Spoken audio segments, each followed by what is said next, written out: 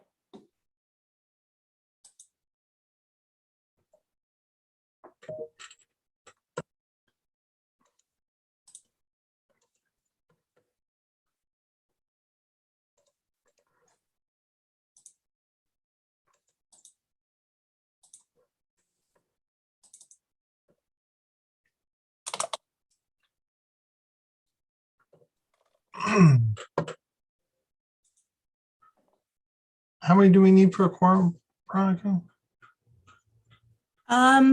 So today is a full membership meeting. I went through the list and I removed anyone who hasn't attended at least the last 3 meetings. And so we need a total of 12 to reach our full membership quorum. But for the regular membership, we need. For regular membership, we need 12, but for the board, we need 9. Okay.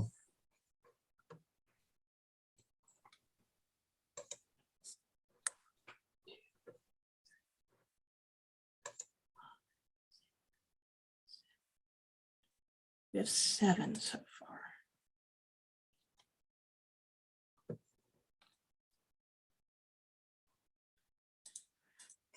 This happened at the last membership meeting too.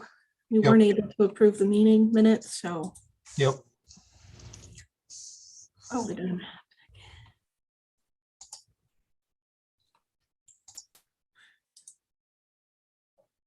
I know Lisa Judd won't be here.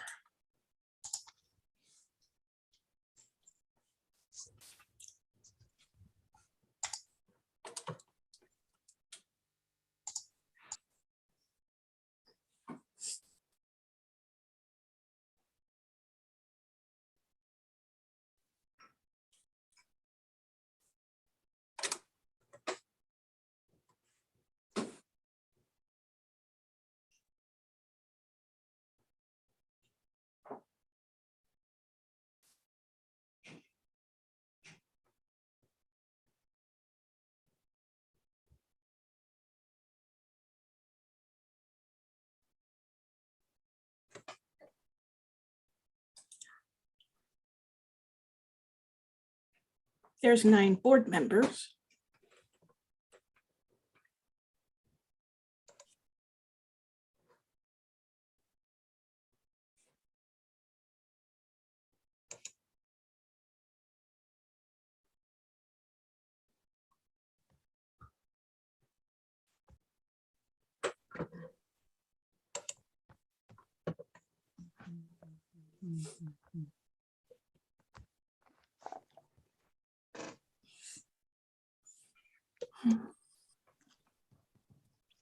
So the September 20th, was that normal meeting minutes or is that? No, those are full membership meeting minutes. We don't have any general membership. We don't have any regular membership meetings minutes to do. No, we have 2 regular membership meetings to do. We have no board minutes to review today. When did we review the last ones? So The November minutes would go, they'll be at the next board meeting, which is in February. I think we have them ready though. We have a draft. So can we take action on the rest of the stuff? We can't do governance. Nope. We can't take any action today without at least 2 more people here. No, 3 more people. Okay, we'll give it another 5 minutes. Okay.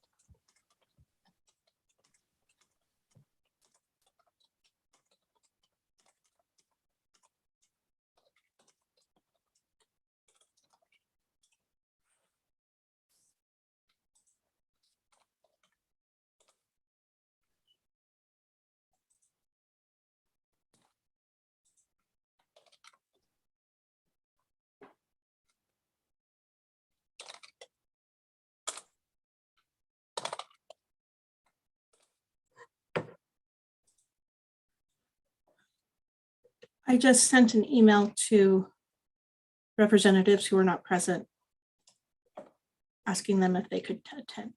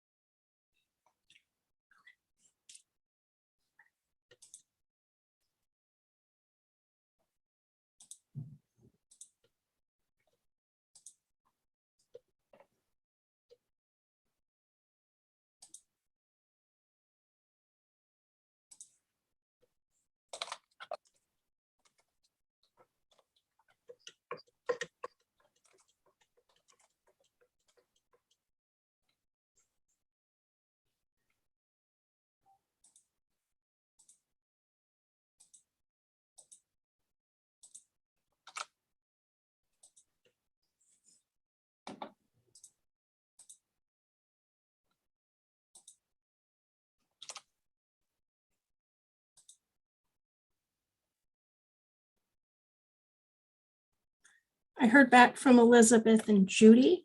They should be joining us shortly. That'll leave us 1 short.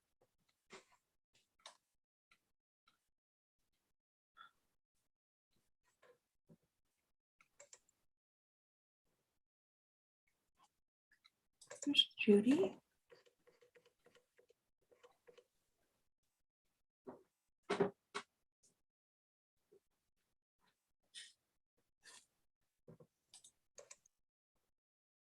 I apologize, Veronica. I was on another Zoom.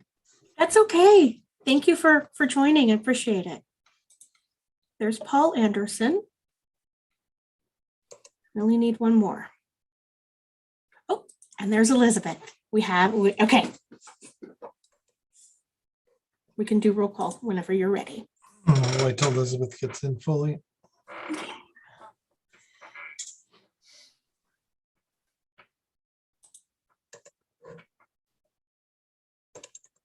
Okay, it's 1:30. We'll call a meeting to order. If you want to do roll call, Veronica. Okay, this is the time to unmute. Please let me know if you are here whenever I call your name. Luz Martinez. Faith Dayton Here. with, thank you. Lisa Judd. Drew Giacomini here.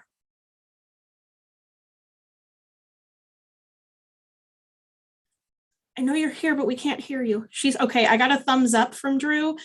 Maybe she's having difficulties with her audio. So I'm going to mark her as here. Kate Gaston. Here, I'm here. Excellent. Libby Guthrie. Here. Paul Davis. Or anyone else from Mendocino Coast Hospitality Center. Zenya Leva Cho or anyone else from Mendocino Community Health Clinics. Karen Lovato. Crystal, were you requested by anyone to represent social services today? No, Okay, so I'm gonna not count you as that organization. thank you. Yep. Blythe Post. Here. Amanda Archer. Here. Judy Albert. Here. Camille Schrader, Sage Wolf, or anyone else from RCS? Dan McIntyre. Here. Noble Wadelick. Here. Rachel McDavid. Sandra Stolfi. Here. Excellent. Sarah McCormick, or anyone else from the city of Fort Bragg? Paul Anderson. I'm here. Excellent. Today is a full membership meeting, so you have the opportunity to vote today. Elizabeth Elliott. Here. Excellent. Denise Gorney. And Donald Damp. We have a quorum. Thank you, Veronica. Is there any public comment that's not on anything that's not on the agenda?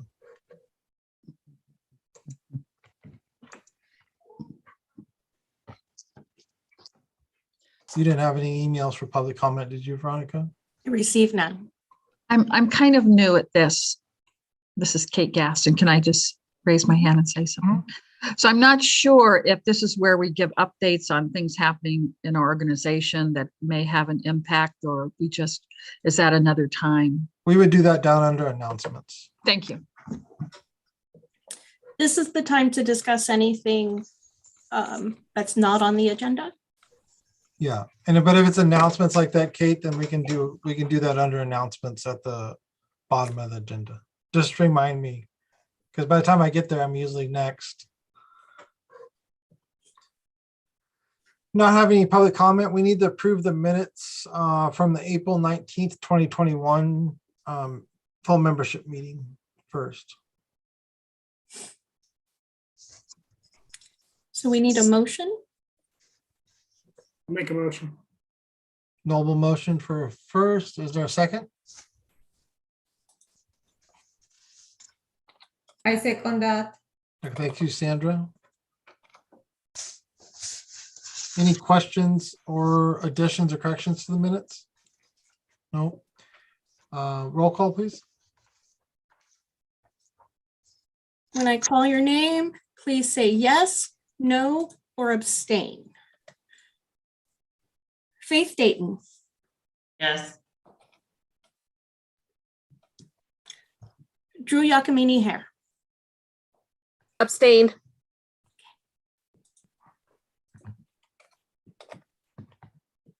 Kate Gaston.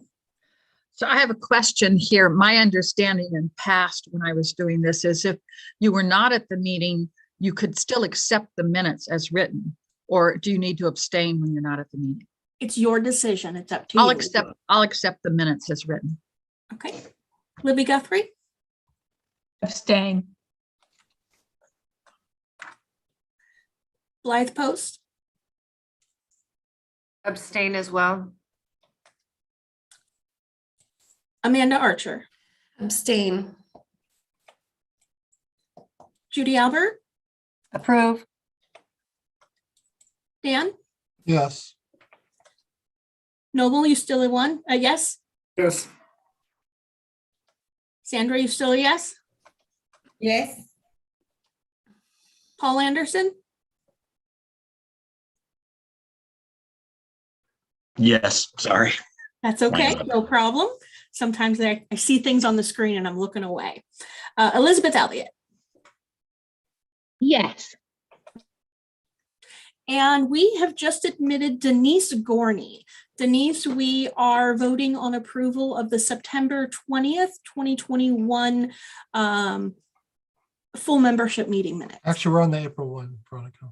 Are we on the April one? Yes. Okay, April 1, my bad. Would you like to say yes, no, or abstain, Denise? Yes. All right, motion approved. Thank you. We're going to move on to the approval. We need a motion for the approval of the September 20th, 2021 minutes.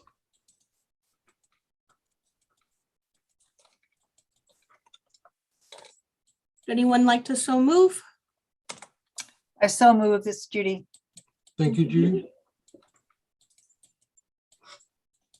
Is there a second for Judy's motion? I'll second it. Thank you, Noble. All right, again, please say yes, no, or abstain when I call your name. Faith Dayton, Same.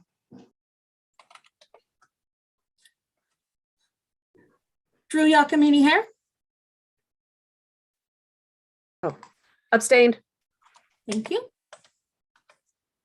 Kate Gaston, Accept. Libby Guthrie, I'm sorry, I was on a phone call. I'm so sorry. we're on the September 29th minutes. Do you accept? Yes. No, or abstain? Okay, yes. Yes. Blythe Post, Yes. Amanda Archer, Abstain. Judy Albert, Approve. Dan, Yes. Noble, Yes.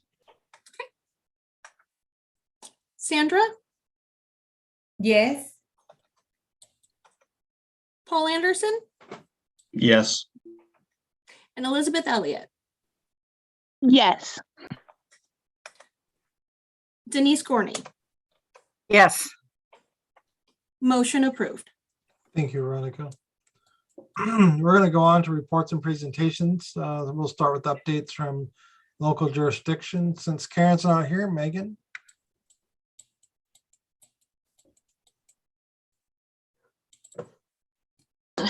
Sorry, I was pressing all the wrong buttons. Update from the county. Well, let's see, I just have a lot of little things. County's still running Project Room Key. We're down to 32 households, which we're excited about, and continuing to exit as many as we can in the next couple months to someplace other than the streets. Project Home Key is getting ready for the next phase of remodeling and renovating 20 units upstairs, and hopefully we'll begin, hopefully those will be ready for residency in probably April is probably a good guess. I do want to note that the county strategic planning process is highlighting the need for a single person or entity responsible for housing, paying attention to housing issues at the county level. That would include homelessness, but housing at all levels. I'm really hopeful that that effort comes to fruition at some point, because there has not been a coordinated single kind of place for housing concepts at the county level. And I really think it's a detriment to our county that we don't have that kind of attention being placed on housing. And I think that's it for the county update, unless I'm missing something, Veronica, or anything you can think would be relevant. Just a reminder that Health and Human Services Agency is dissolved and we've gone back to the departmental model. So if anybody's having difficulty getting a hold of any contacts, you can let myself or Megan know and we can try to figure out where to direct you. Yeah, that's a good point. Thank you for that, Veronica. It is a little bit unsettled and who's doing what still. I would say particularly with the contracting process. So if you are managing contract or handling contract either through Veronica or anywhere else and having some confusion on who is in charge of your contracts now, you're in good company and you can reach out to Veronica and I for some help with that if you need it. And just maybe Crystal or Mary, if either one of them have any updates for the COC that they might want to share since they're here and from the county. So for HDAP, there are no updates other than I have money and I'm moving forward with trying to help people stay in their homes or refer them to my social worker, who's also the navigator, to look for housing. But it's very tight, as everybody knows. And I think that's about it. Thanks, Mary. Yes, and for APS, I'd like to state that the age limit has been lowered from 65 to 60 years old and above now. So to be considered an APS client, 60 and above. And then of course, for dependent adult status, it would be 19 through 59. We do have some home safe funds as well. However, the person would need to meet criteria to be an APS client, which means there would have to be some abuse or neglect that you're calling to report about as well. And as a reminder, that can be self-neglect or self-abuse as well. That's Thanks, correct. Crystal. Okay, I think the county is complete. Okay, thank you, county staff. Is there any questions for any of the county reports?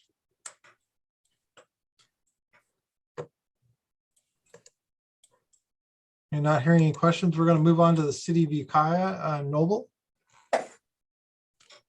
For the city, probably the most notable thing is we've, for the last few weeks, been working with behavioral health services with their mobile outreach, the 2 workers that they have now.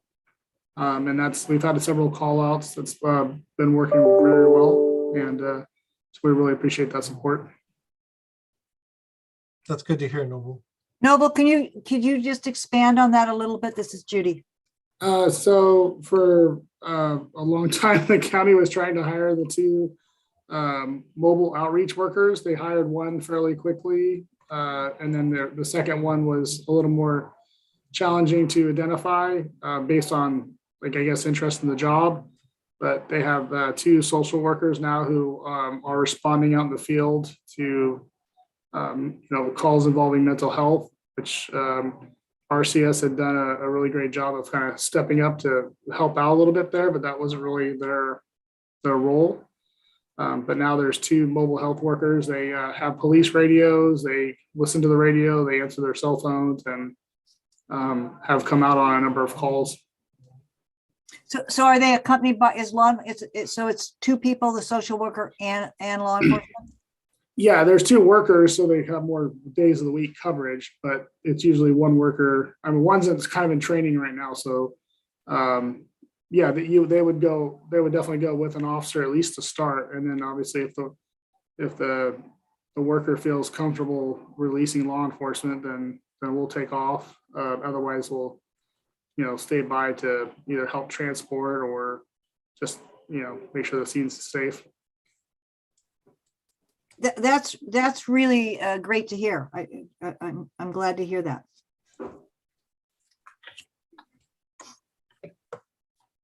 Thank you for the update, Noble. Is there any questions for Noble on that? Besides Judy? And just real quick, I did admit Shannon during that presentation, Shannon Riley with the city. I don't know if she has anything to add. Thanks, Veronica. I don't. I'm just joining by cell phone today, but I appreciate it. Thanks, Noble, for the presentation. Thanks, Shannon. We're going to go to the city of Fort Bragg. Tabitha or Sarah? I don't believe anyone from the city of Fort Bragg is present today. Okay. Paul from Point Arena? Yeah, hi, it's Paul. Not much to report other than, we're still continuing to explore safe parking program. That's all. Thank you. Thank you, Paul. Any questions for Paul? Okay, we're going to skip down to any other jurisdictional updates. I don't see any other jurisdictions on here. All right. We'll go down to standing committee reports. I do not have a report on the strategic planning other than Mari is working on an update for the strategic plan. So once that update's done, I'm sure we will schedule a meeting for the committee. And Angelica, you have a handout and an update on safe parking? Yeah, so with the agenda came our safe parking report. And so the Shelter and Solutions Committee basically undertook this project to research and review safe parking programs and whether such programs are viable emergency points in the continuum of care for persons and families experiencing vehicular homelessness in Mendocino County. And the intent is to share this final report with the governing board for further guidance and directions and as to how or whether it wants to use safe parking as a tool in the toolbox to address the COC's goal of making homelessness brief and one time. And I should start out by saying that obviously bricks and mortar housing that is available for everyone is the ultimate goal, I think, for the COC, right? But the reality is that the housing supply is not keeping up with the demand and is not going to for a while. And in the interim, the question is what kind of solutions are there? Because I think we can all agree, hopefully, that criminalizing homelessness is neither a solution nor, humane. We reviewed a few safe parking programs throughout the state, and we created a chart about the services they provide at these safe parking programs, the eligibility criteria, program size, and some funding notes. They provide kind of like a picture of best practices, or at least models of what goes into a safe parking program. And I did just learn that I think it was last month, the city of Santa Rosa adopted a safe parking program. I don't have the details on that program. And those are not, that program is not reflected in the chart. And so basically you all have that chart. And we did have a couple of recommendations. They're not many.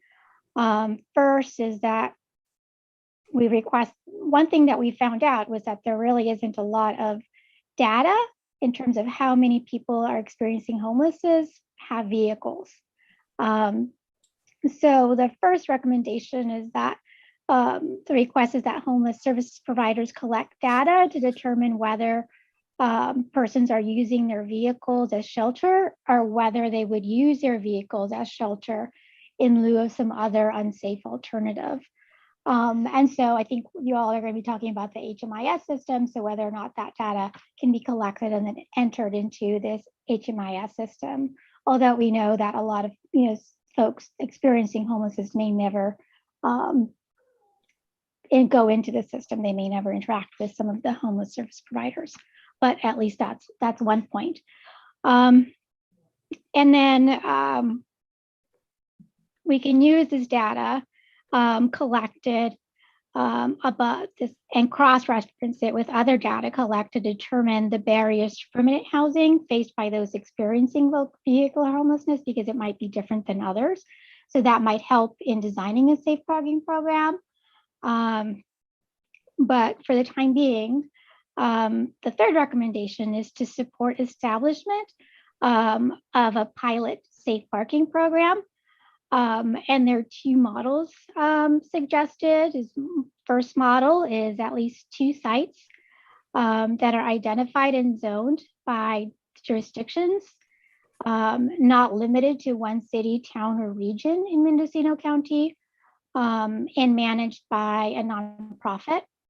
One huge gap, of course, is who is that nonprofit funding and all that. Second model is scattered sites operated and managed by different entities or host sites. So we found both models in different jurisdictions. So I don't think I have anything to add. That's pretty much, I don't want to take up all the time. If any of the Shelter and Solutions Committee members wanted to chime in, feel free to do so, but otherwise, if you'll have any questions. But we do want some guidance as to what you all, in terms of the board. I know this is a full membership committee, but where do we go now?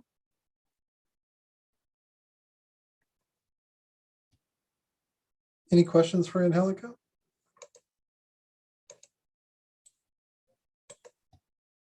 One thought that I had to move this topic forward is to request the HMIS and Performance Management Committee explore what it would look like or take to add such questions into the HMIS.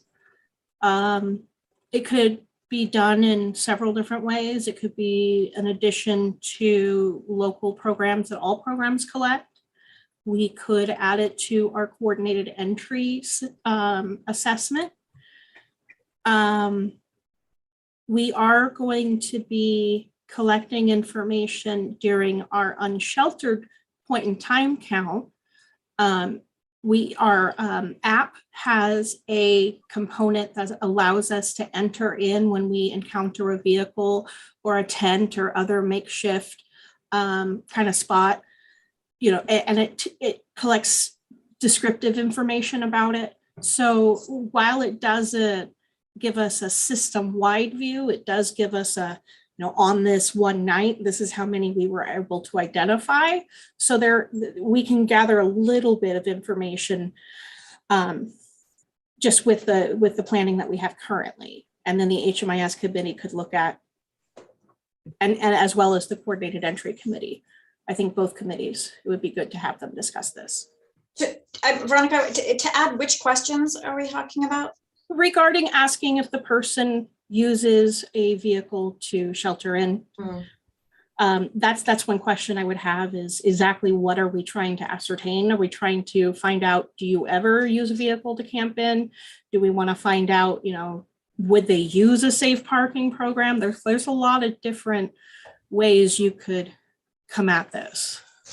So I kind of want to say maybe not, this might not be a popular statement, so I'm just going to throw it out there.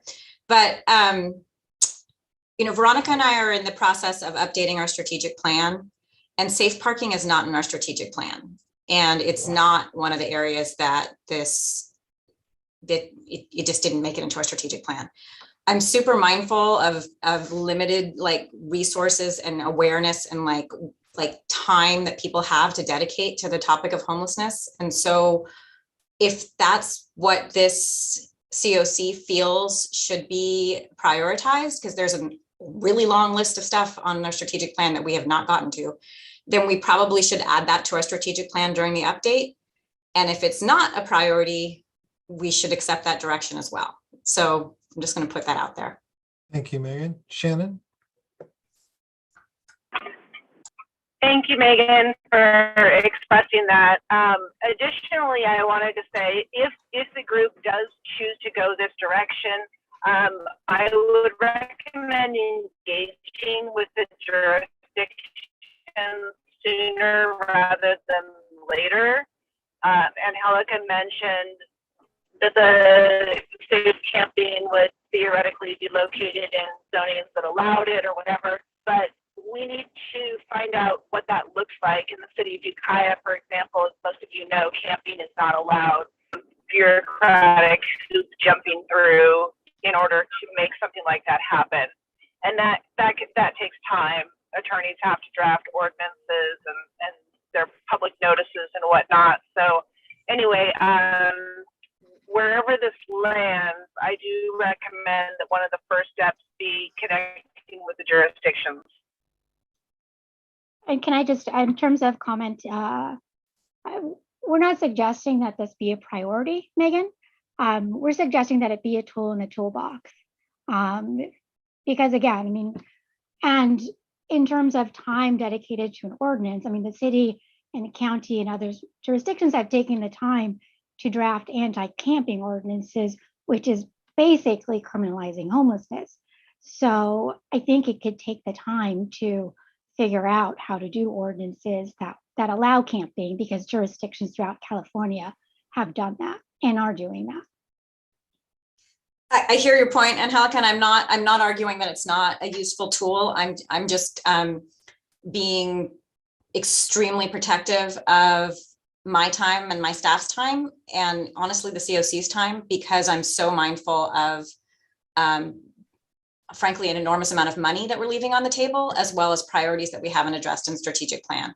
And if I would just say that if it's going to be a priority, I understand you're not saying a priority, but if it's going to be an activity at all of the COC, I think it's important that we include it in the strategic plan.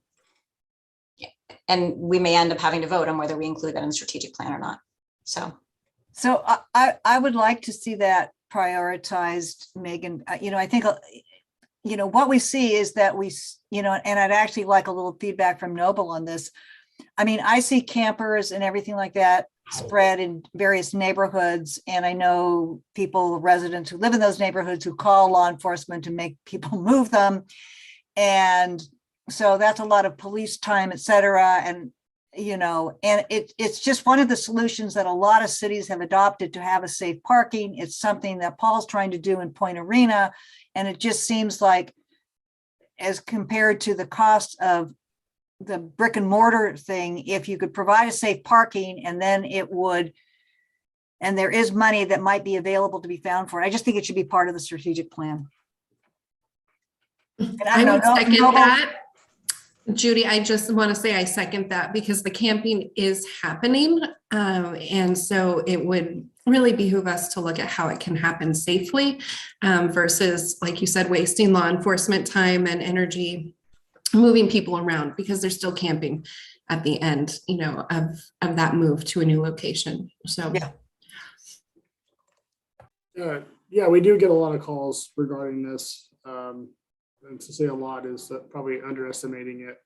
And it is difficult, especially for the officers that are out in the field, because, I mean, no one wants to criminalize homelessness, but we're getting called because somebody's parked somewhere and it's interfering with whatever, is going on there. And so it's kind of like you can't be here, you can't be there, but where can you be? So I think that the concern I would have too with this, is, do we have somebody around here who would be willing to, do we have a church group or somebody who will be wanting to run this thing? Because I know that the little research I've done is these safe parking locations are, they're not cheap to operate and require manpower hours and stuff if you're going to do it right. I mean, because you got to think about things like facilities, bathrooms, etc. It's true. I agree. So I don't want to beat this dead horse, although I kind of am. And I think because I'm so aware of what we're not doing on the strategic plan, I guess I would ask this group that when we bring the update to the strategic plan, which I'm hoping will be next month or the month after, you can all look at the things we're not doing, including a family shelter, including a lot of focus on families, including a whole bunch of things we're not doing, to make sure that this is where we spend our time and energy. I think I've got it on my mind right now of all the stuff we're not doing, and you don't have that in front of you. And so that's not helpful to you to not see the balance that we're having to make. And we have to make some prioritization about how we spend our time. I have to make that for my own staff and myself. So. But I'm not going to get in the way anymore, because I feel like I've been really clear here. So I will accept whatever the direction is. Go ahead, Paul. It's Paul in Point Arena. And I would say this activity is kind of a low impact activity in the sense that for us, we've identified a location, and what we're struggling with is finding an organization to manage it, because that is obviously critical for a variety of reasons. Whether mental health, well, mental health would get involved to some degree in providing some services. Also the homelessness groups, but that's not a requirement. So to me, at least. And so, having a location, having someone manage it, that's kind of where we're at. I don't know what else to say, but I think it's an important priority. And I know the city council has authorized a location for it to be. So I know they're supportive of it too. So just wanted to throw that out there. Paul, does Point Arena have a no camping ordinance over there? Or are they just mute on the camping ordinances? I'm sorry, I missed that. Is Point Arena mute on camping ordinances right now, or is there a policy against camping inside the city limits? Well, that's actually how this topic came about, as we brought up camping ordinance to the city council, and there were a couple of city council members who asked where people are going to park now if they can't park at the downtown park. And that's where the discussion started about a safe parking program. And then at the next meeting, they approved that. Okay. Contingent on finding somebody to run it. The city council was very clear they don't want the city itself managing it because we don't have the resources. Right. Okay. Thank you, Paul. So I think, I think, Veronica, there's three things here that I hear that we probably can't decide on today, but one, we need to see if the questions can be added to collecting on the HMS to see how many of the homeless people are affected have a car that would meet whatever requirements. I would assume that it would need to be currently registered and insured, which I saw mostly in the primary notes on all the programs. The second thing is, having a brief conversation with the jurisdictions on whether or not there's locations or ordinances that are applicable that would allow this type of activity. And then the fourth one would be if there's even any interest from any of the members or nonprofits in the area to manage it. Because if we don't have the third who's managing it, there's no, trying to spend money or even put it as a strategic plan item. There's no practicality to move forward. So I think that those three items can be, addressed in the next month or two in a general census. And maybe if we just send out an email to the mailing list, Megan, and ask. So Dan, when you say we, who do you mean? Well, I'm willing to talk to some of the jurisdictions. I would assume the HMS committee would look at the questions, and then we could draft a simple email to the mailing list we have for the COC, just express interest, see if there's any interest in managing something like that. Right, because if we get no feedback on management from anybody, then it's kind of a dead project out the gate. We can find the location, find ordinances, you know what I mean?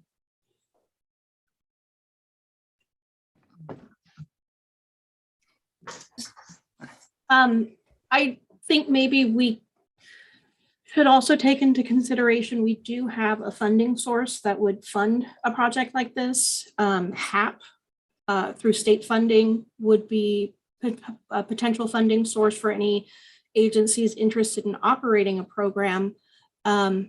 It's important to remember, though, that HAP has a very stringent outcome focus, and so there would need to be established goals and case management and additional services for HAP funding to be used. So it would need to be more than just a sheltering program.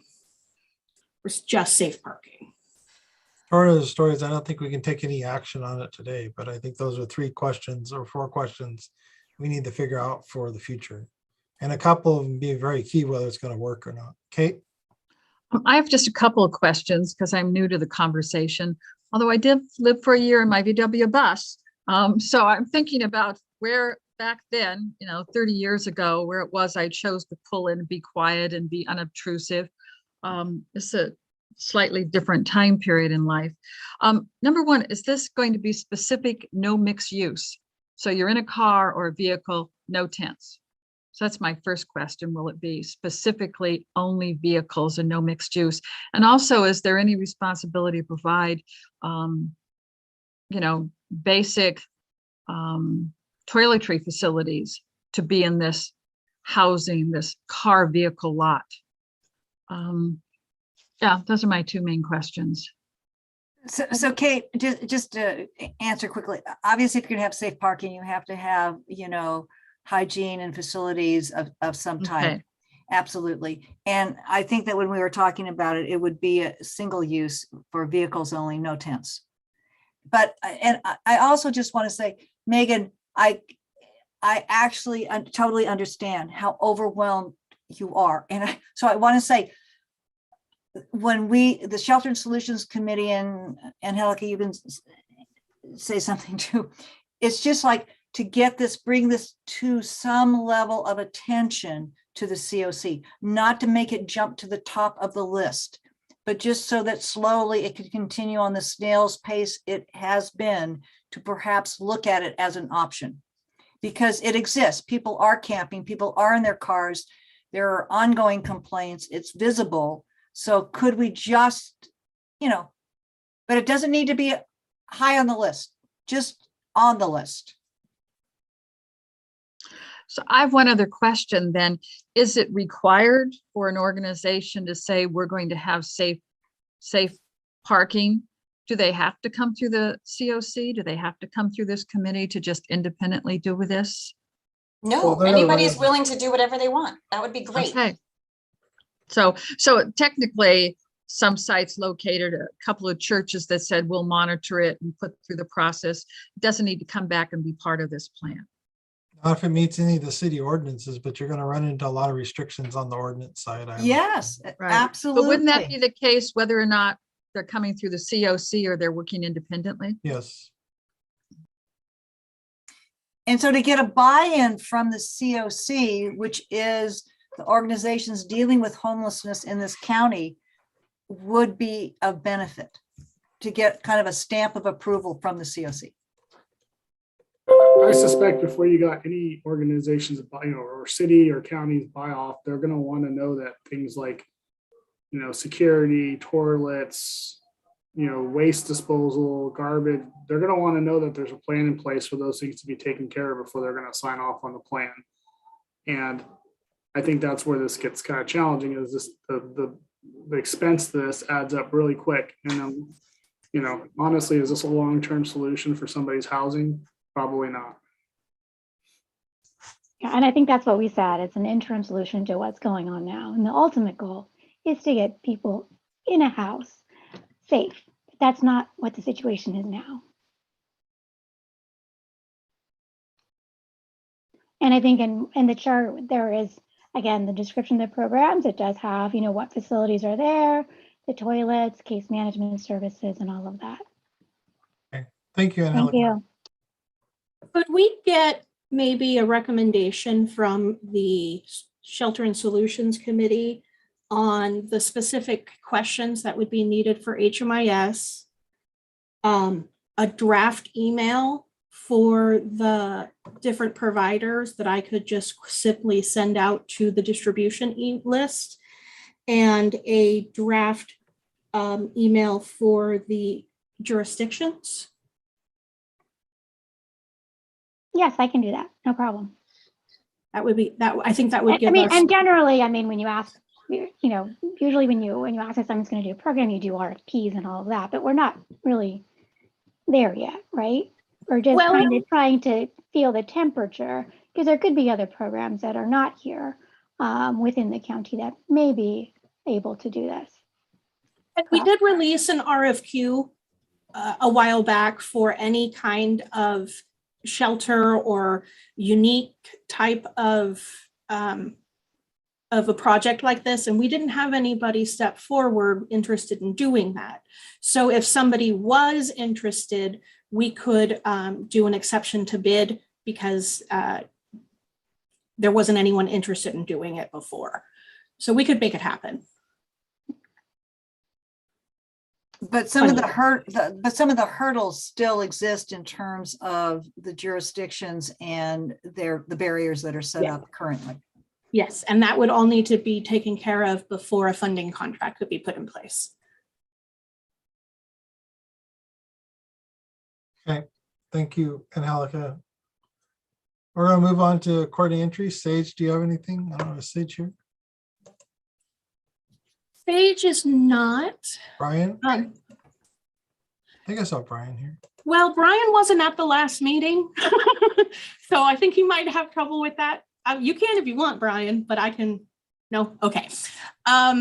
The last meeting, the committee looked at some of the details regarding the local prioritization. There was some discussion on how there's a little bit of ambiguity in how to interpret some of the policies. Additionally, the technical assistance team from HCD, California Housing and Community Development, that was put together through our ESG CV contract. That large team of technical assistance folks joined us at the last meeting, and they discussed ways that our coordinated entry system could be adjusted, found out a lot of information from our local providers about what their needs are, things like that. And so we're going to be moving forward on improving our coordinated entry system, initially with the focus on ESG CV funded rapid rehousing projects to try to get those projects off the ground and rehousing our folks quickly. And that's about all I recall at this point. Okay, is there any questions for Veronica or any comments?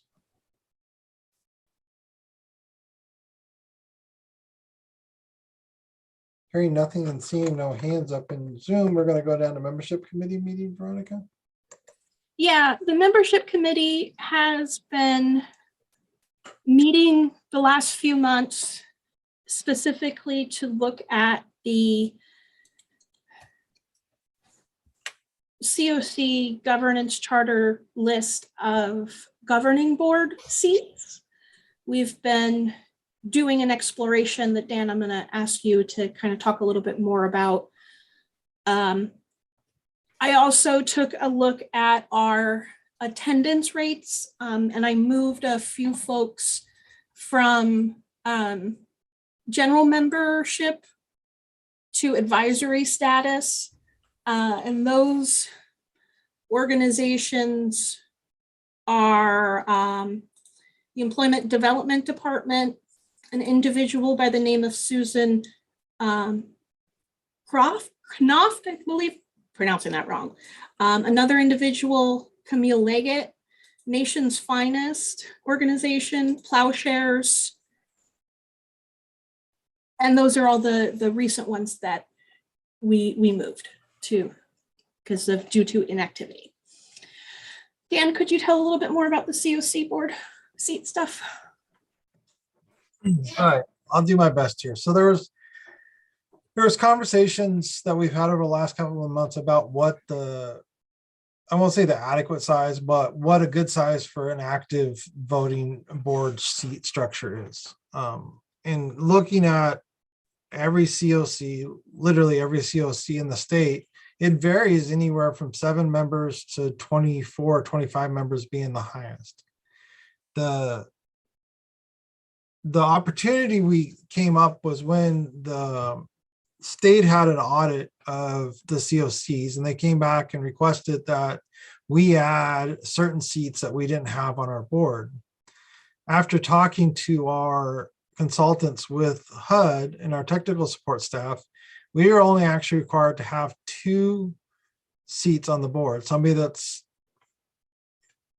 experiencing homeless or has been homeless, and a homeless provider, correct? Those are the 2? Representation from the service agencies. Yeah, service agencies.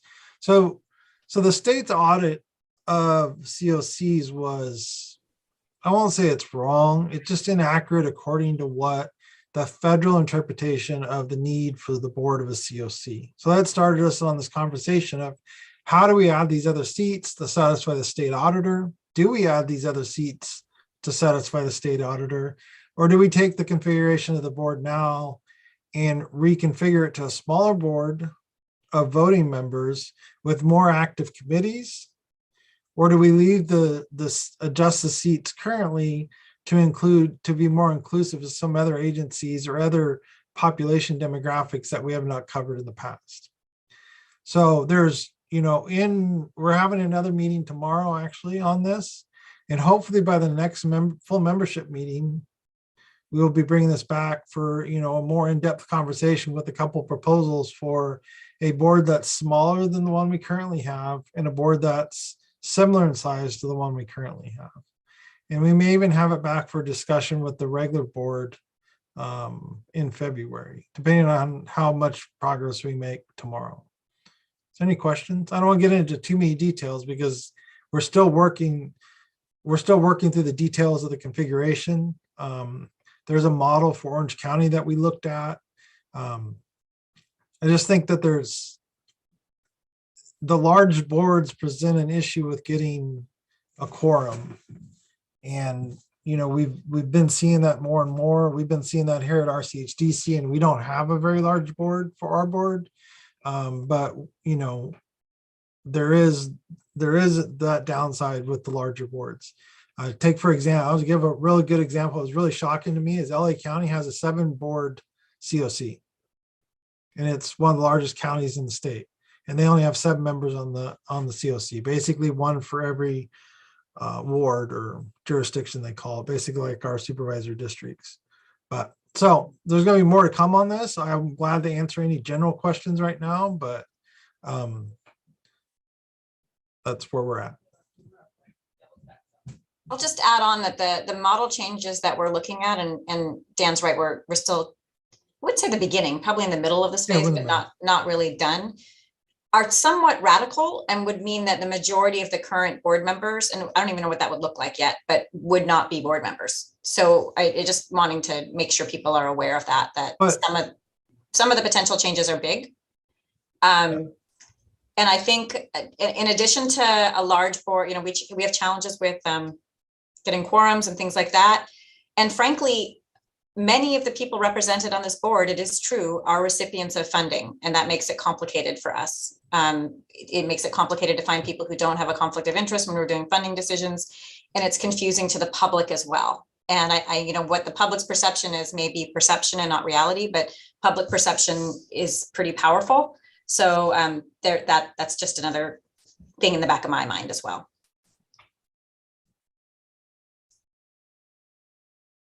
And when Megan says not board members, that doesn't mean not members of the COC, just not voting board members that would be counted against a quorum or a quorum for any of the committee meetings either. So, but there'll be more next meeting, and there'll be more the meeting after that, because I believe the next general membership meeting is March, correct, Veronica? April. It's April? Okay, then April. I thought March is, but that's fine, April. My calendar is all messed up. Any other questions for me? I just had Sorry, this is Elizabeth Elliott. Hey, so my question would be, will the committee evaluate racial equity in the decisions for the seats on the board? I mean, if we're honest with ourselves, when you look at the full board membership, there's no representation for a lot of our populations in Mendocino County. So I'm hoping that that's centered, and that may be an explanation from HUD or Veronica of why BIPOC population representation is important, and that they should actually have a voting right and not just be a subcommittee or represented in a different way. Yeah, I think Elizabeth, I think that's a very good point. And I think a lot of the stuff that we've taken into consideration when we've been talking about how the seats are configured and the naming of the seats is more around population demographics than it is provider demographics, if that makes sense. Because what we found in the other jurisdictions is there's a lot less service provider oriented seats than there is more equity seats, whether it be BIPOC or sexual orientation. There's just like special needs, it's just it would be a drastic shift in the configuration of the current board, or we add seats, right? And then we get into a bigger quorum issues. So there definitely, equity is definitely been on the table at every meeting because it is important, both from HUD's perspective. It's just not a mandated, configuration of the COCs right now, although equity does come down on every COC questionnaire that comes in. And you are right that it's not necessarily in the legislation, but HUD has definitely outlined it in all of their recent policy development. And they've assigned additional bonus points with the COC application for COCs that have representation from Black, Indigenous, and other persons of color, tribal organizations, and LGBTQIA organizations as well. Okay. I just think that something to keep in mind is that it's going to affect all of us, and everything is this real healthy movement towards equity. And so everything we do, and especially including a board that is making decisions on policy and funding, we're going to have to really be conscious of the need to have equity. I mean, it's coming through everything I'm getting right now. So I imagine it's coming into the COC and everything that's happening here too. I also was curious, I had been years ago on a early iteration of this type of organization in North Carolina. And I think it was limited to 30% or something like that of the members could be providers. That it wasn't, so that kind of kept down a choice of who, you rotated through who was the representative from a membership, and it didn't continue over a number of years. They could have their own subcommittee and talk about it, but that's how the membership was held that way. And there was a large group of benevolency groups that were part of this group also.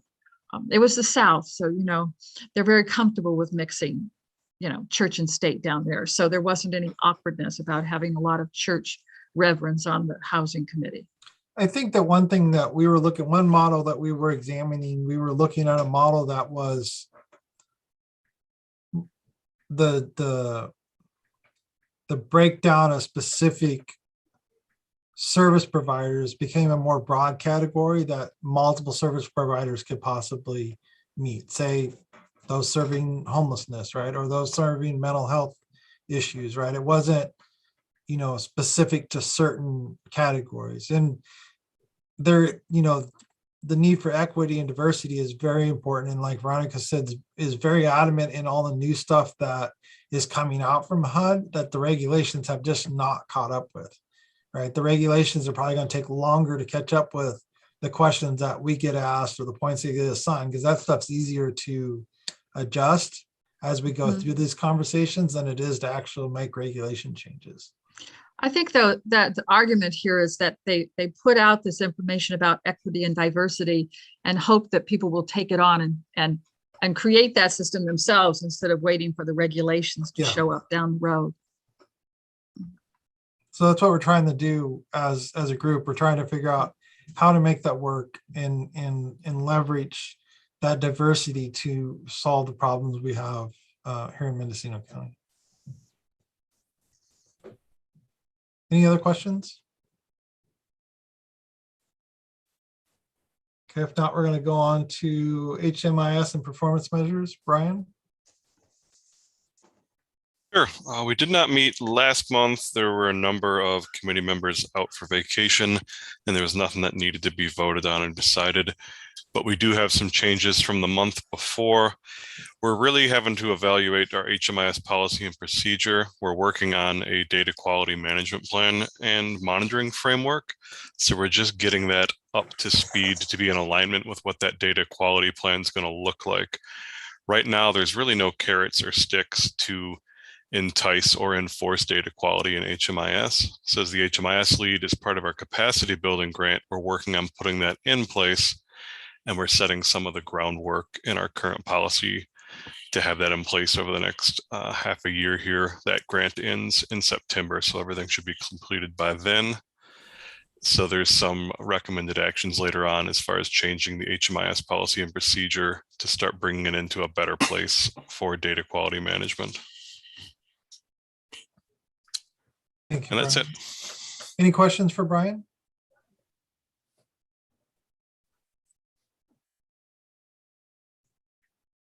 Hearing no questions for Brian. Veronica, do you want to go over the ad hoc committee for the 2022 point time count? The ad hoc committee has been meeting regularly and making some great progress. We've had some issues come up recently regarding staff availability. 3 of our 4 nonprofits that provide some form of street outreach are dealing with COVID outbreaks amongst their outreach staff. And so either the staff that normally would be participating in the planning are homesick with COVID and attending as they're able to, or and we're also concerned that our volunteers will still, they're the heart of our volunteers, these street outreach workers. They really know the ins and outs of these encampments and where people are, and we really need them to get this planning done. So at our last meeting, the ad hoc agreed to submit a request to HUD in the 2022 point in time count and housing inventory count notice. They allowed for exceptions to be requested to move the count to the last 10 days of February. If mitigation or additional time is needed, it had to have good cause. It couldn't just be because we didn't have it, we didn't get to it. That's not a good reason. But anything COVID related, especially with our outreach teams having these outbreaks, we're hoping that the Omicron, this surge that we're having will have ended by the time, by the end of February, and that we'll be in a better position. So I submitted the request yesterday. I haven't, I don't anticipate a response for a couple of days, but it should, they're usually very responsive. So more to come on that. We'll be sending out announcements about date changes, flyers, recruitment, emails, things like that very shortly. And that's it. Veronica, do you have a new date yet? I mean, assuming it's approved? Well, if it's approved, it will be the night of Wednesday, February the 23rd to the morning of Thursday, the 24th. So we would have our shelter programs count people that slept the Wednesday night in their program, and we would deploy to do our unsheltered street count the morning, like 5 a.m. of Thursday, the 24th. Thank you. Yes. Thank you, Veronica. Any questions for Veronica? I have a comment just as far as the Hick pit. So one area we've never collected properly in our housing inventory count are projects that are under development that specifically are dedicated to homeless. So just reaching out to this board and general membership. I know Oar Creek Commons Phase 2 is coming up, as well as the Plateau and Fort Bragg. But if there's anything under development that serves specifically dedicated to homeless for housing, so physical buildings that have beds for homeless, that's in development, that's not one of the 2 I mentioned, it would be great to get information on that so we can start accurately reporting under development projects in our housing inventory count as well. How far into development do you want them, Brian? You need enough to know roughly how many beds it's going to be or what population types it serves. So nothing that's really super far in development. Off the top of my head, and we know we do a housing inventory count next year. If they're not going to be developed within the next year, I'd say, if you don't know the bed count, you can't really include it if you don't have a rough idea. Okay. So the HUD guidance says that it should be any projects that we anticipate will be implemented before next year's count. So if it's going to be more than a year, we're not going to count it, but we still want to know about it. So please, even if, no matter what you're planning, let us know, and we'll figure out the inclusion that's necessary. Okay.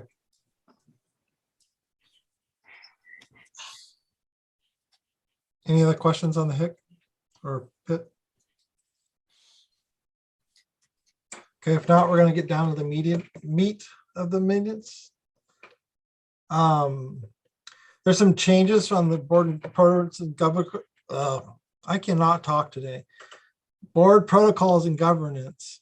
Veronica, do you want to lead us through these recommended actions and changes? I'm going to briefly tell you how to navigate you, and then I'm going to ask Brian to talk about the meat of the changes. The changes are to the policy page 16, and that is page 42 of your agenda packet. The changes are also listed on page 1 at the very bottom of page 1 of the agenda. Brian, would you mind talking about the changes we're recommending? Sure. This is changing our HMIS policy and procedure. Our original policy pulled out some timeliness metrics. I believe they probably pulled them from a COC who uses HMIS for live shelter bed tracking. So that original policy said intake should be done within 3 days, but if you're exited, it has to be within 24 hours because they wanted to know if that bed freed up because they were using HMIS to fill the beds. We don't use HMIS to fill beds or let other agencies see what beds are available. So it's kind of just having the same exit and entry timeliness expectation all the way around. So you're not saying your exit should be done within 1 day and your entry should be done in 3 days. That's of no benefit to us. And it's a lot easier to have a timeliness expectation if it's the same metric for both entry and exit. And as far as reporting on timeliness and showing which agencies are meeting these expectations, it's a lot simpler too. So it's bringing our policy up to date to have an effective data quality management plan and monitoring framework. And it's just changing that exit timeliness expectation from 1 day to 3 days, which is in alignment with the entry data expectation.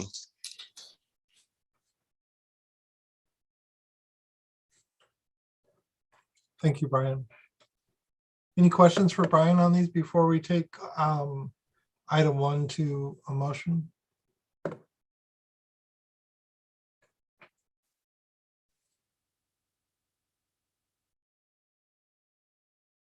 Okay, hearing no questions, I need a motion to approve the recommended action on line 1.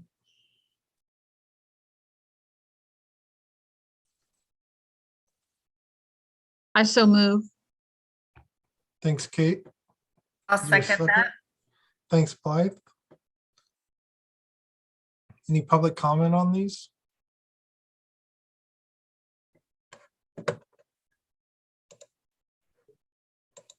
Not seeing any public comment. Veronica, can you do a roll call? When I call your name, please say yes, no, or abstain for the motion on the table. Faith Dayton, Yes. Drew Yakamini Hare. Are you here, Drew? Yes. Kate Gaston. Kate, you're muted. Yes, yes. Thank you. Libby Guthrie, Yes.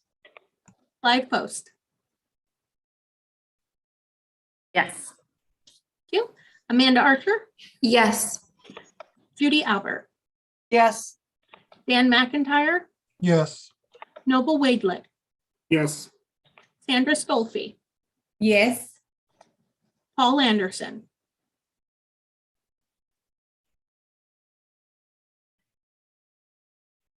Are you there, Paul?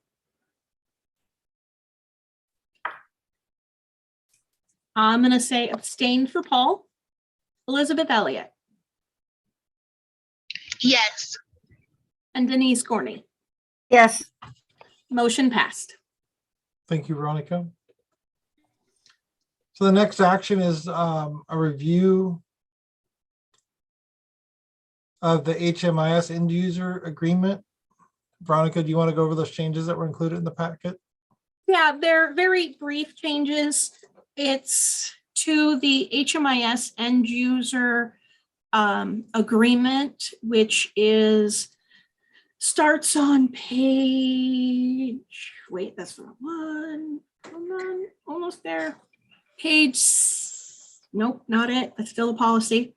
Page 72 and 73 of your packets. The change is to change Mendocino County Health and Human Services Agency, or HHSA, to read Mendocino County Department of Social Services, or MCSS. We also added a line on the second page with a little bit of, we were having difficulty having some of our organizations let us know whenever new employees need access or whenever they leave employment. Some people were sharing users. And so this is a reminder to please let us know when there's changes. It reads, agency admin or director is responsible for notifying the HMIS administrator when new employees require access to HMIS and when employees leave employment with the agency, so access to HMIS can be removed. A similar statement was added to paragraph 2 of page 2. Just a little bit of refining how that's read. And Brian, did you have anything to add? No, we just added it to under right above the admin signature. We were finding sometimes an agency admin or director would sign the form without reviewing it as well. So it's listed redundantly in 2 places, but the hope is that the agency director or admin who's signing the form will notice the red print right under their signature, even if they don't read the rest of the form. Thanks, Brian. Is there any questions for Veronica on this?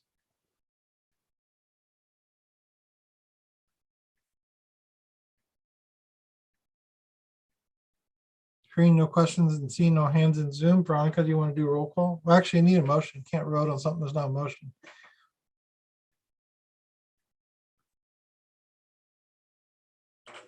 I move to make the changes as described. Thank you, Judy. Second. Who is the second? I didn't hear that. I'll second. Thank you, Blythe. All right, when I call your name, please say yes, no, or abstain to approve the changes to the HMIS end user agreement. Faith Dayton. Yes. Drew Yakamini Hare. Yes. Kate Gaston. Yes. Libby Guthrie. Yes. Blythe Post. Yes. Amanda Archer. Yes. Judy Albert. Yes. Dan McIntyre. Yes. Noble Wadelick. Yes. Sandra Stolfi. Yes. Paul Anderson. Affirmative. Elizabeth Elliott. Yes. And Denise Gorney. Yes. Excellent job, guys. Motion passed. And I just want to really quickly thank Veronica and Brian and Carly and formerly Kirsty. This kind of like updating policy language is not super thrilling, but I really appreciate that you guys have spent the time doing it. So it's the kind of tedious background work that's actually really important. Thank you.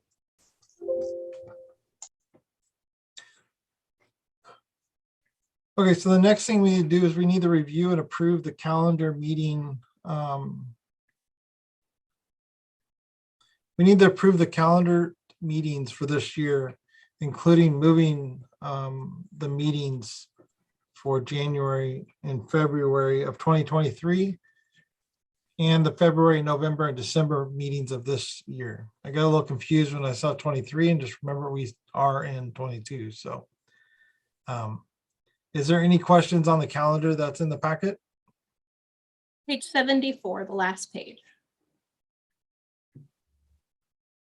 If there's no questions on the calendar for Veronica, we need a motion to approve the calendar as presented. Well, one thing that I was unclear of was the February meeting. I moved the January meetings a week early to the week prior, the second week of the month to the week prior to the holiday. But the February I moved to the 4th week. And I wonder if that's okay, or if we want to move the February to the 2nd week. I think the 4th week's okay if we don't have any deadlines, unless, where's that line to the point in time count? Or is the point in time count that Thursday? No, it's in, it It would be that week before. Would that give you enough time if you need any action for point in time count for? I'll make it happen. I'd have to have the agenda the week before. And so it'll be done. I don't think it'll be an issue. Right, then I would propose we look at February on the 4th Monday. Okay, leave it as is. So we need a motion. I move that we accept the calendar for this year as proposed. Thanks, Kate. Is there a second for Kate's motion? I second the move. Thank you, Faith. When I call your name, please say yes, no, or abstain. Faith Dayton. Yes. Drew Yakamini Hare. Yes. Kate Gaston. Yes. Libby Guthrie. Yes. Blythe Post. Yes. Amanda Archer. Yes. Judy Albert. Yes. Dan McIntyre. Yes. Noble Wadley. Yes. Sandra Stolfi. Yes. Paul Anderson. Yes. Elizabeth Elliott. Yes. And Denise Gorney. Yes. Excellent. Motion passed. Thank you, Veronica. We're going to go on down to funding updates, and Veronica, we're going to start at the HUD continuing care, and then we'll pause for questions. The COC application was submitted by the deadline, and I haven't heard anything back since. Oh, wait. One addition was no one applied for the COC bonus funds. So Mendocino County Social Services did apply for an HMIS grant to provide staff funding for the HMIS lead. So that application was added to the other 3 that were presented. So there was a total of 4. One addition I wanted to share was I did include that the COC would commit to doing a youth count sometime in the summer months. So we'll be needing to do a second point in time count later this year. And I'll be working closely with Amanda Archer and Blythe Post for those. Okay, any questions on the COC? I had a question about the youth count. Is it children as well, or just transition age youth? What's the age category we're looking at? Your guess is as good as mine, and we're going to have to review the HUD guidance, which there is guidance on how to do a youth count I found today. It'd be interesting if it goes all the way down to children age or youth that's under 18, not just transitional age, if their parents are counted as homeless or not homeless, right? Or their guardians. Well, I guess it would depend on where they were at. If they were couch surfing and not with their biological parents or parents in the hotel room with them. True. It would just be an interesting, concept. Yeah. We may end up with more homeless kids than we do homeless adults. Yes. Couch surfing. Okay, we're going to go on to ESG, Veronica. I'm working diligently on establishing contracts. Most of them go retroactive to October 1st. Ford Street Project and McHaven's contracts are scheduled for the January 25th Board of Supervisors meeting on the consent calendar. Ford Streets is to provide family emergency shelter, both on-site and through non-congregate shelter. And McHaven's is to provide street outreach, non-congregate shelter, and rapid rehousing services. So we'll be expanding our rapid rehousing with them. another 2 contracts that are still in development, but they're moving forward, are with the youth project to do street outreach and rapid rehousing, and as well as with Manzanita Services for street outreach for North County, and rapid rehousing project as well. I'll be working on grant amendment, contract amendments with Mendocino Coast Hospitality Center and RCS to expand their rapid rehousing budgets and their emergency shelter projects.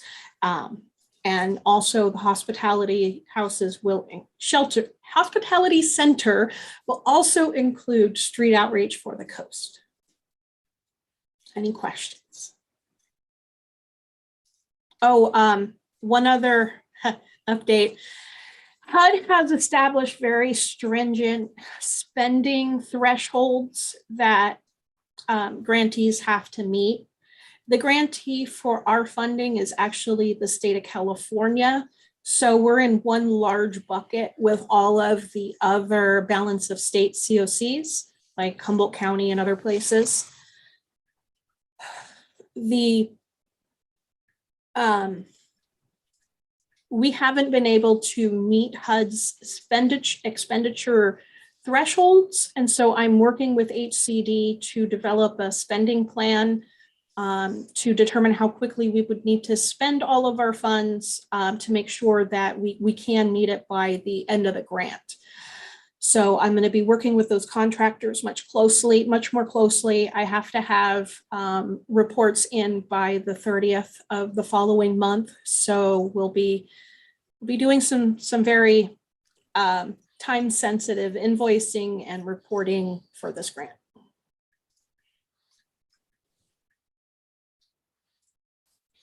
Okay, thank you, Veronica. Now, is that category for the spending things, or how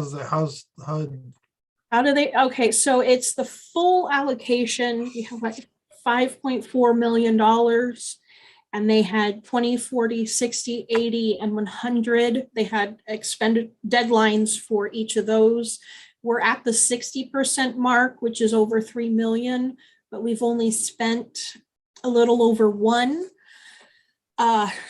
But those, there's some outstanding invoices that I haven't been able to submit yet. And we also haven't had our new rapid rehousing projects up and running quite yet. So we do anticipate having more expenses than currently reported, but I don't know if we're gonna be able to meet the expenditure. Veronica's being very diplomatic here. She's deep in the weeds of trying to pay invoices that have come in, but I think the big picture is super important for the COC to understand. I can't tell you how detailed the stuff Veronica has to submit for this funding source is, but the big picture is we're going to be sending back millions of dollars, and we have lots of money sitting in the bank that we cannot figure out how to effectively spend yet. And I mean the global we.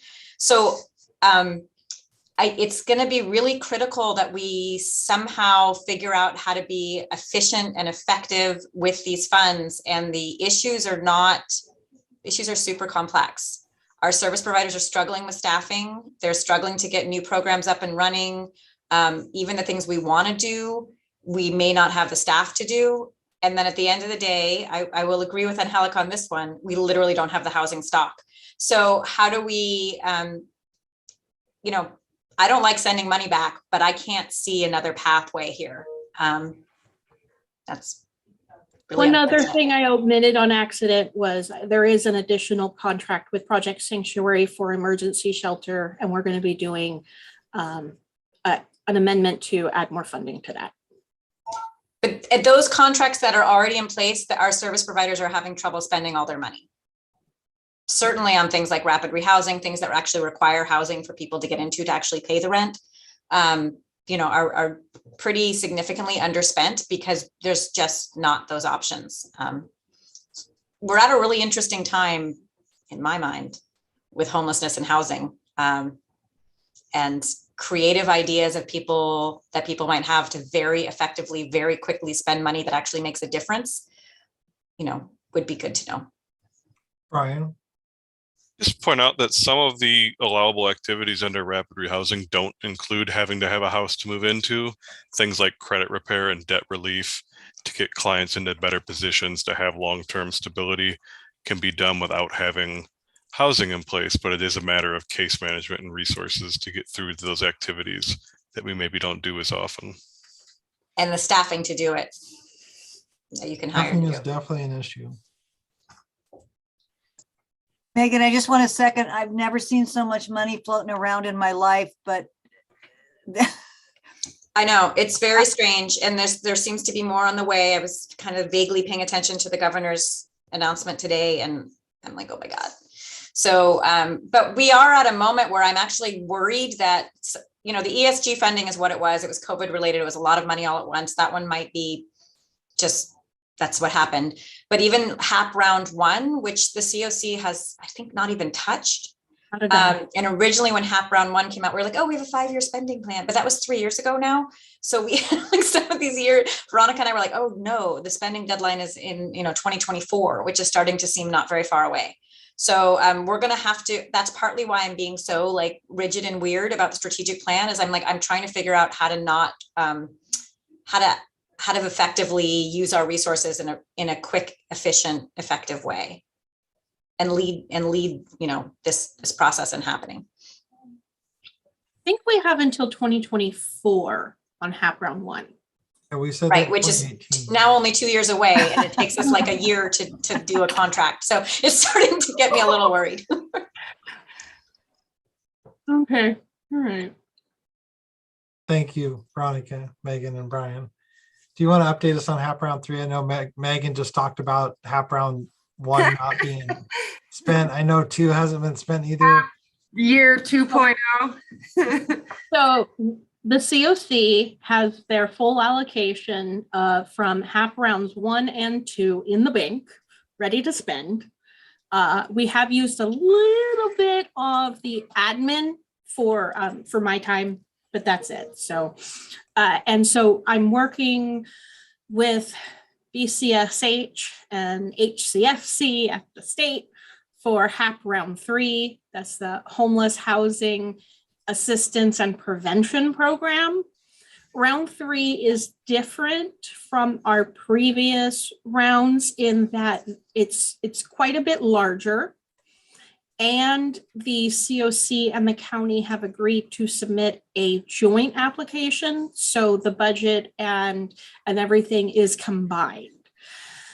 Round 3 has an initial payment of a little over $500,000 to be used for planning, development, and different, basically anything that the COC and the county need to do in order to prepare our community to implement the additional funding. So things like our strategic plan. We're going to need to outline the action steps a little bit more. And there's information and direction in the NOFA on how to do that. And there's additional resources that are forthcoming. So they're asking us to do this planning work, but they're also giving us the funding up front to be able to do it. So it doesn't help with capacity, but it definitely helps with gaining contractors and things like that. Another difference in round 3 is that the application,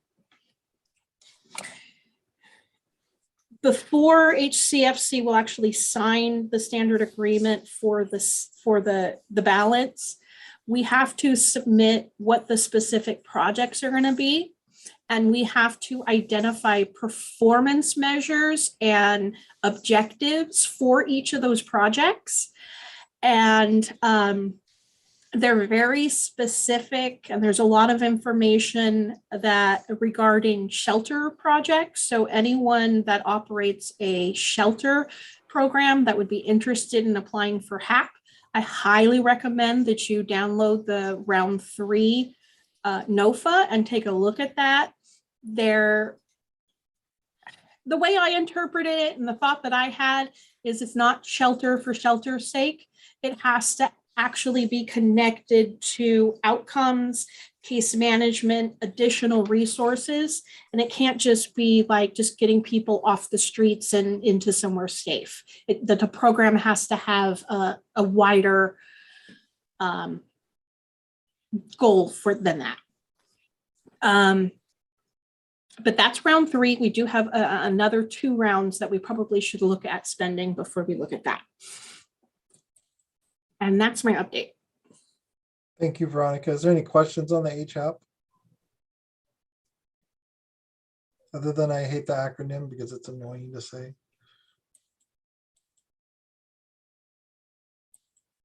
Any other questions? We're going to move on to HEAP. Megan, are you doing this or is Veronica doing this one? For the update on City of Fort Bragg Plateau HEAP funded units. Put anybody on it. Sorry, wait. It should probably be me. What was it? Just a verbal update on what's going on? There was nothing there. It just said update on City of Fort Bragg Plateau. I should do that. The City of Fort Bragg, we had, so if you remember, the COC has a contract with the City of Fort Bragg for $3 million. The money's all been spent. The project is, I guess, mostly built and ready for occupancy in the next couple of months. So the CDC is coordinating the application process for the 20 permanent supportive housing units. There was a little bit of kind of back and forth confusion. The CDC had originally put a preference for City of Fort Bragg residents, but then we realized that that was not appropriate for this project. So that preference has been removed. And the application process is being coordinated in, I would say, a not super clean way, but it is being coordinated through the coordinated entry process. So it's a kind of fun pilot test of, a COC funded project coming to fruition. That's an actual housing project that's actually going to house homeless individuals. And I'm looking forward to seeing how it's going to unroll in the next couple months. Any questions about it? One thing that I was, I had a chance to go back and look at the contract and look at the minutes from the meetings where we approved the contract, because it was sort of off my radar since the money part was done. But some of these projects that we have funded as the COC, and this was very much a COC controlled funding source, they have reporting requirements after the funding has already been spent, which is not typically in like my frame of mind, because we normally do service contracts where like, the time's over and we're not expecting reporting anymore. So it's something for the COC to think about, long-term reporting on projects that we have put capital money in, and how to make sure that we're actually keeping an eye on these projects, because that is really should be our responsibility. Just a question, how many total units is the plateau? I know there's 20 PSH, but how many total? I believe it's 68. Yeah, it's going to be an interesting project. It's, it's a mix of situations all in the same property. Yeah, so we'll see. It's exciting for Fort Bragg to have that much new housing. That's pretty radical for Fort Bragg. 20 of the units are dedicated for persons experiencing HUD-defined homelessness. Either 25 or 23 are identified for seniors, and then either 25 or 23 are for families with minor children. Brian, you had a question? Just a comment, in doing the project setup, there's no disability required. So these aren't permanent supportive housing units. It's thrown around a lot yet, but a permanent supportive housing unit requires a disability for entry. They're homeless dedicated, so it's permanent housing with services. I think that it's a good learning experience on clarifying language. We kept calling them PSH units because it sounds like that, but permanent. It sounds like, oh, there's staff support provided. But I think you're right, Brian. In the future, we should be really clear on what on the language that we're using, particularly in these contracts. I mean, some of the language we used, even in the contract, it said something like the tenant selection process has to be coordinated through coordinated entry, or it was like sort of a vague word. It wasn't prioritized. So we were like, what does that actually mean? So it was a good lesson for us that when we are doing contract language, we should make sure that the language we're using, if it's something that we're expecting the provider to do, that we're very clear about it. So it's not 20 PSH, it's just 20 homelessness or chronically homeless? It has to meet the HUD definition, Angelica, of Of homeless. just homelessness? Okay. Not chronically homeless, so it's Chronically. just general homeless, and there are services No, involved, I haven't had a chance. but it's not chronically homeless or permanent supportive housing. Okay, thank you. Any other questions for Megan, Veronica, or Brian? Okay, if not, we're going to move past. There's no update on cash or the building capacity for HMIS, and I don't see anything under projects, but I do want to wrap back around because we are at announcements. So, Kate? I just wanted to announce that Manzanita has a unique grant that we were given working with CAMPRO at the state level, where we're one of 5 counties this year that are beginning the process of holding listening sessions for mental health consumers around the county, coming to fruition through the month of March. In April, we'll be taking this data with the CAMPRO team, analyzing it, providing it to gatekeepers, and then we'll be holding a summit on May 6th in around issues, what's identified, tabletop discussions. We'll send out a save the date card and explain it more clearly. I do want to say, I know the county is attempting to do something that's similar, so we'll be letting them get our data and coordinating with them, but it's kind of exciting for us. It's something that in my professional career, I've worked in for 30 years, this idea of the people that are living with the situation, share the information to hopefully affect change and better policies, or at least the thought of equity is in the people's minds at all levels of decision makers too. So I just wanted to let people know, and I'll send people out a little save the date card and explain further. Thank you, Kate. Any other announcements from any other agencies? So I just wanted to kind of comment on our the closing of Safe Passage over in Fort Bragg. I was contacted by the Mendocino Coast Children's Fund, who is trying to set up some sort of network or some sort of hub for our families over on the coast. I don't know if anyone else has any other information. I connected her with Family Resource Center folks, but really there's going to be a drastic loss in Safe Passages closing over there, especially for our families. That was kind of their one-stop shop to get connected to services over there. And then my second kind of comment or question is for the housing program over there that's going to be opening. How do we get families or people connected to get on that list through HMIS when those housing options become available to them? Thank you. I know that Mendocino Coast Hospitality Center does offer the coordinated entry screening service. So that is one location on the coast that folks can go to. I know that sometimes families may not want to necessarily walk in the center, so they could call, either make an appointment to either at the center or over the phone possibly. So that could be an approach that could be used.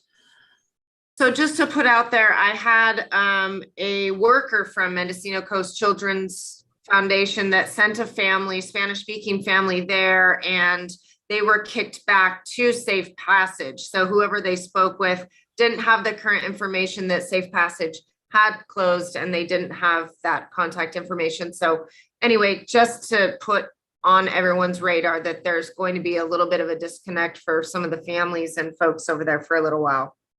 I thought, so all the units have to go through HMIS and, I thought just 20. Just 20 of them, Angelica. So the other ones that are for families, where would they go? Like, where's usually at a complex, there's a.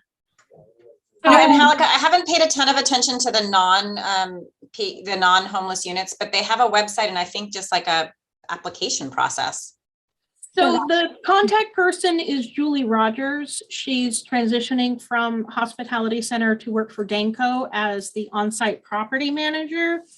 And I have her phone number. Danco? Yeah, her phone number with Danco as the Plateau on-site property manager is area code 707-496-3752. Again, that number 707-496-3752. You can also visit Danco's website and they have you can submit you're interested in it, like Megan was saying.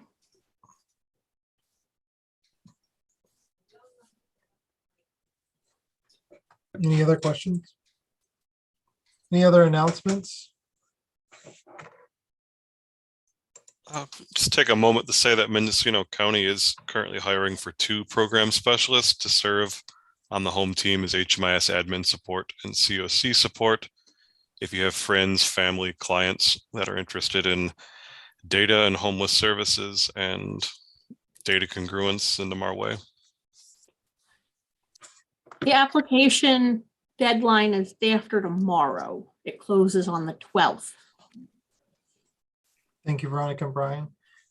If there's no other announcements, I don't see anybody and I don't hear anybody speaking up. The next meeting is going to be Monday, 28th. February 28th at 1:30 on Zoom.